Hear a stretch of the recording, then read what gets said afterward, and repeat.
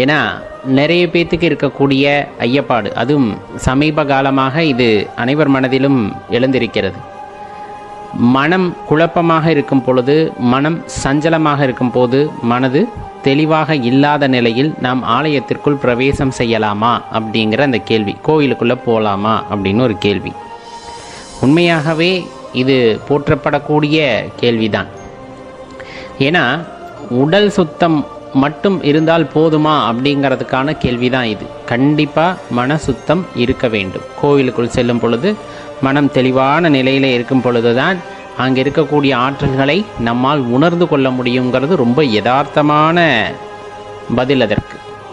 ஆனால் மனம் சஞ்சலமாக, மனம் குழப்பமாக இருக்கிறது, அப்போ ஆலயத்திற்குள் போனால் எதுவும் பிரயோஜனம் இருக்குமா அப்படின்னு கேட்டால், கண்டிப்பாக அதே குழப்பத்தோடு நீங்கள் வெளியே வந்தீங்கன்னா எந்த பிரயோஜனமும் இருக்காது. ஆலயத்துக்குள்ளே குழப்பத்தோடு போகிறோம், அதே குழப்பத்தோடையே நாம் வெளியே வருகின்றோம் அப்படின்னா எந்த பிரயோஜனமும் உங்களுக்கு கிடையாது. அப்போ போகலாமா வேண்டாமா? கட்டாயமாக போகணும். அதற்காகத்தான் ஆலயங்களே கட்டி வைக்கப்பட்டிருக்கின்றன அப்படிங்கிறத தெளிவாக தெரிஞ்சுக்குங்க. ஒரு மனிதன் உடலளவில் பலவீனமாக இருக்கின்றான் என்றால் உணவு அவசியம் மேம்படுத்துவதற்கு. மனதளவில் பலவீனமாக இருக்கிறார் என்றால் இது போன்று பொது இடங்கள், அதிலும் குறிப்பாக கோவில்கள் ரொம்ப அவசியம். அங்கு சென்று வருவது அவர்களை மீண்டும் புத்துணர்வு பெற செய்யும் அப்படின்னா அதில் எந்த சந்தேகமும் நீங்கள் கொள்ள வேண்டாம். அங்கே போனதுமே மனசு சரியாயிடுமா? கண்டிப்பாக சரியாகாது. கண்டிப்பாக சரியாகாது. கோயிலுக்குள்ளே போனதுமே மனசு சரியாகும் அப்படின்னு சொன்னால் அதை நாமே ஏமாற்றிக் கொள்கின்ற விஷயம். தெளிவாக தெரிந்து கொள்ளுங்கள். ஒரு ஆலயத்திற்குள் போகின்றோம் என்றால் அங்கே எண்ணற்ற ஆற்றல்கள் கொட்டி கிடக்கும். அதுக்கு நிறைய ஐதீகங்கள் சொல்லுவாங்க. போகிறதுக்கு முன்னாடியே கோவிலோட குளத்தில் காலை கழுவிட்டு போங்க, அல்லது அங்கே பைப் இருந்ததுன்னா அந்த பைப் தண்ணீரில் காலை கழுவிட்டு தலைக்கு தண்ணீரை தெளிச்சிட்டு போங்க. கோபுர தரிசனம் செய்துவிட்டு செல்லுங்கள். பலிபீடத்திடம் சென்று வணங்கிவிட்டு பின் உள்ளே செல்லுங்கள். அந்த பலிபீடத்துக்கிட்ட தான் நம்மளோட மனசில் இருக்கக்கூடிய பிரச்சனைகள், அல்லது மனசில் ஏதாச்சும் கர்வம் இருக்குது, ஆணவம் இருக்குன்னா எல்லாத்தையும் பலி கொடுத்துட்டு போகணும்பாங்க. நம்ம யாரும் இப்படி போகிறதில்லை.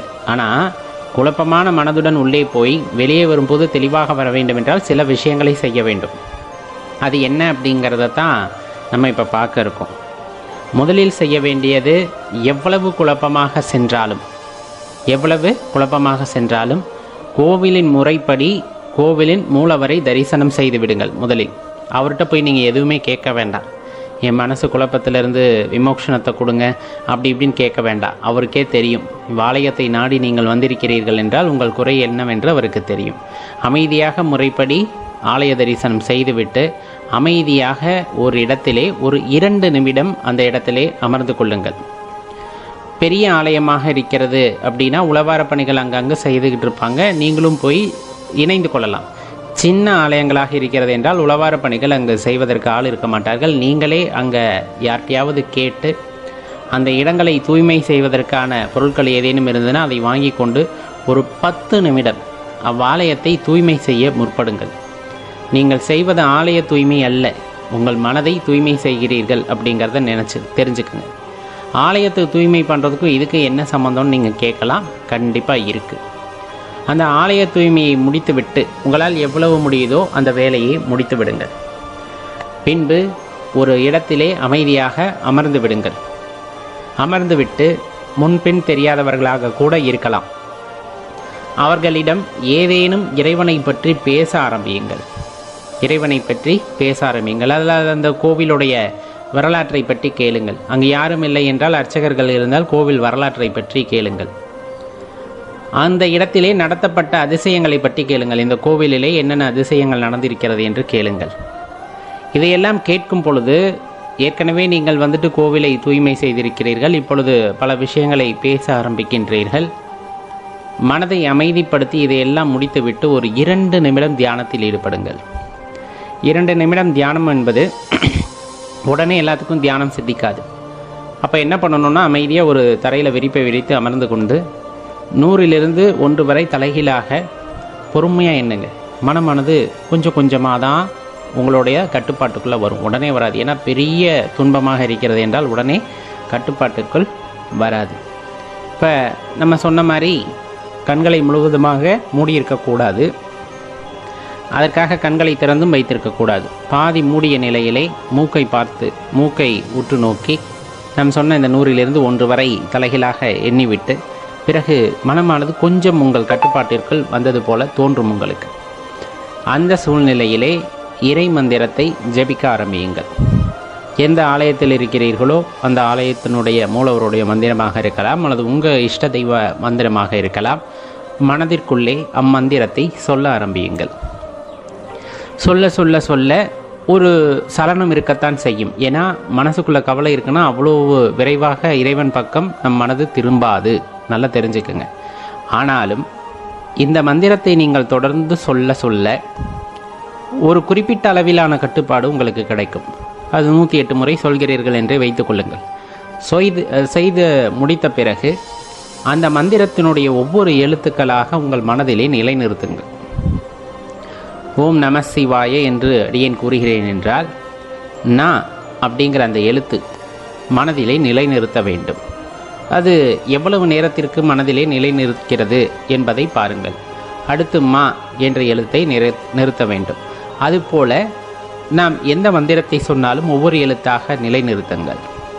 பிறகு மூச்சு பயிற்சி பிராணாயாமம் அப்படிங்கிறத ஒரு 2 to 3 நிமிடம் செய்யுங்கள். செய்து முடித்துவிட்டு கொஞ்சம் உங்கள் மனதை ஆஸ்வாசப்படுத்தி கொள்ளுங்கள். இது கொஞ்சம் பெரிய, சொல்லப்போனால் பெரிய முறைதான், ப்ராசஸ்ன்னு சொல்லுவோம் இல்லையா, பெரிய ப்ராசஸ் தான். அதையெல்லாம் முடித்த பிறகு கொஞ்சம் அப்படியே லேசான மாதிரி உங்களுக்கு தோன்றுகிறது என்றால் ரொம்ப அற்புதமாக நீங்கள் மீண்டு வருகிறீர்கள் என்று அர்த்தம். அதன் பிறகு நம்மை பற்றி சிந்திக்க ஆரம்பியுங்கள். நாம் பிறந்தது முதல் இன்று இருக்கின்ற வரை என்னென்ன நன்மைகளை செய்திருக்கின்றோம், நாம் பெயர் சொல்வது போல என்னென்ன விஷயங்களை செய்து முடித்திருக்கின்றோம் என்பதையெல்லாம் பற்றி ஆராய ஆரம்பியுங்கள். இன்னும் என்னவெல்லாம் செய்ய வேண்டியதிருக்கிறது, நமக்கு இன்னும் இறைவன் எவ்வளவு காலத்தை மீதி கொடுத்திருக்கின்றார், அதற்குள் நாம் என்னவெல்லாம் செய்ய வேண்டியதிருக்கும், நம்மால் என்ன முடியும் என்பதை பற்றி யோசியுங்கள். இதெல்லாம் யோசிக்கவே உங்கள் மனது ஒரு புத்துணர்ச்சி அடைய ஆரம்பிக்கும். இதெல்லாம் முடிந்துவிட்டது அப்படிங்கிறப்ப எந்திரிச்சு போய் கொஞ்சமாக குளிர்ந்த தண்ணி குடிங்க. கொஞ்சம் நல்லா ஆஸ்வாசப்படுத்திக்கிட்டு தண்ணியை குடிச்சிட்டு இப்போ மனசில் எதுவுமே இல்லை அப்படிங்கிற ஒரு எண்ணத்தில் அமைதியாக ஒரு தூணில் போய் சாஞ்சு உக்காந்துக்குங்க. தூணில் போய் சாஞ்சு உக்காந்துக்கங்க. அப்போ அப்படியே மனசு அப்படியே ஒரு ரிலாக்ஸ்டாக இருக்கும். இப்போ ரிலாக்ஸாக இருக்கும்போது யாரேனும் தென்பட்டார்கள் என்றால் நீங்களே கூப்பிட்டு அவங்கக்கிட்ட பேசுங்க. நல்ல ஆன்மீகத்தில் தலை சிறந்தவர்களாக இருக்கலாம், அல்லது அவ்வாலயத்திற்கு வந்தவர்களாக இருக்கலாம்.